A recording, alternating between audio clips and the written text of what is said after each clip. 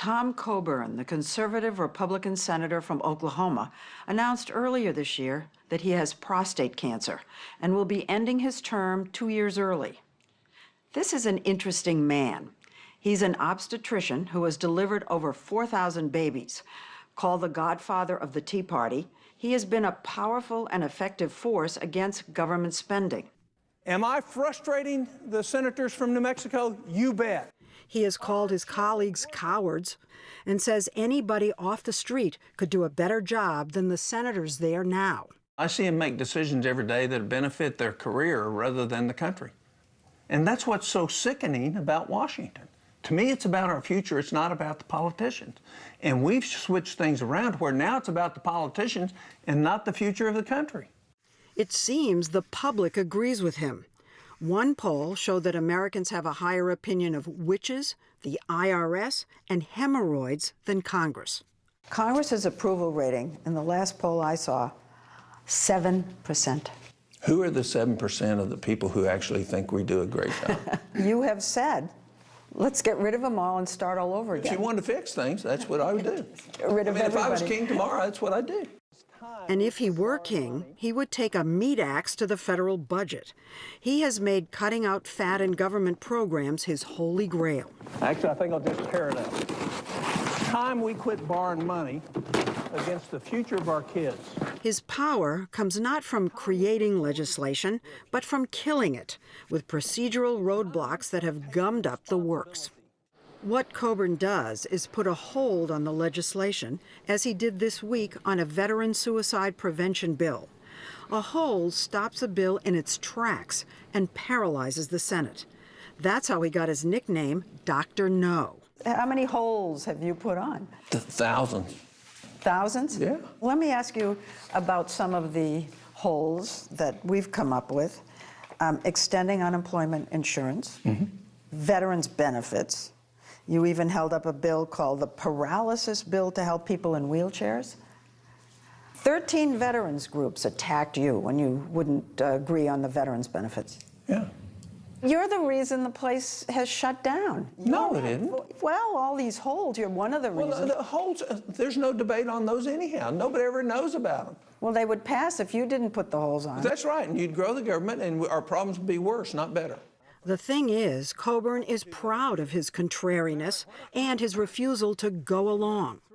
He got his values growing up in Muskogee, Oklahoma, where he says he had a happy childhood. It's a church-going, middle America kind of town where he was taught to be independent and not waste money. He still lives there on a 40-acre farm. I got 3 stalls out there for horses, and it's got a big hayloft in it. He and his wife, Carolyn, a former Miss Oklahoma, raised their 3 daughters here, one a nationally known opera singer. We've known each other since the 1st grade. By 3rd grade, I was on his list of girlfriends. How many did you have? 3. I was last. She's telling the story. I remember the list, Dunn, Sayer, Denton. After practicing as an obstetrician for 11 years, One day he came home and said, I'm going to run for Congress. I said, Congress of what? Do you know anything about politics at that point in your life? No. at their favorite barbecue restaurant in town, Oh, look at that. And Uncle Bob's here somewhere. Ah, they have ribs. he told us being a doctor didn't hurt in his first campaign in 1994 for the House of Representatives. You delivered 2,000 babies, or 3,000 by that time. And that's, you know, at minimum 3 people each. And then if you take grandparents and siblings and aunts and uncles, you know, you get 100,000 votes out of that.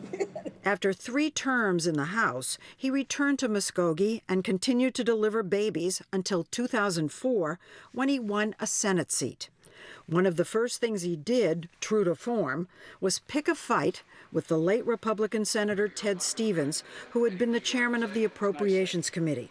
Stevens wanted to build a bridge project in his home state of Alaska. We're going to put $456 million to go to an island of 50 people. The bridge to nowhere, right? The bridge to nowhere. and this is right after Katrina happens. And so I offer an amendment to take that money from Alaska and repair the stuff in Louisiana. So I've been asked several times today, will I agree to this version or that version of the Senator's Oklahoma amendment? No! I lost that, but I won that. I absolutely won that because the American people saw that and they said, wow. But what happened to you? They really came after you over that. You were still practicing medicine. Yeah, You were still delivering babies. They took that away. They took that away. Mm-hmm. The Senate ruled that it was a conflict of interest to be a senator and practice medicine on weekends and made him stop. There were several people that I really irritated with the Bridge to Nowhere, and they happened to sit on the ethics committee, you know, and they shut you down. They whacked me pretty good. He says he was persona non grata with his Republican colleagues, but he did have his alliance with the senator from Illinois. I've had the pleasure of working with Senator Coburn on a range of issues, but I can't think of one that's more important and more timely. The one thing we did is we got our staffs together and said, we want to do some things together and find the areas you think that we can work in together and let's do them. And so we did. You wrote bills together. And got them passed. And got them signed. We did a lot of stuff on lowering the rates on student loans and recalculating all that to save a lot of people a lot of money in the future going forward. They did that and more together despite their many philosophical differences on global warming and all the social issues. But none of that has disrupted their friendship. I've told him, don't let the SOBs get you down. When he's been getting heat, I'll call him up and say, hey, I'm pulling for you, you know. What's funny is that he himself has been one of those SOBs, railing at the president when he disagrees, say on health care or immigration. And I keep praying that God will show him the light and he will vote with me once in a while. It's going to happen, Tom.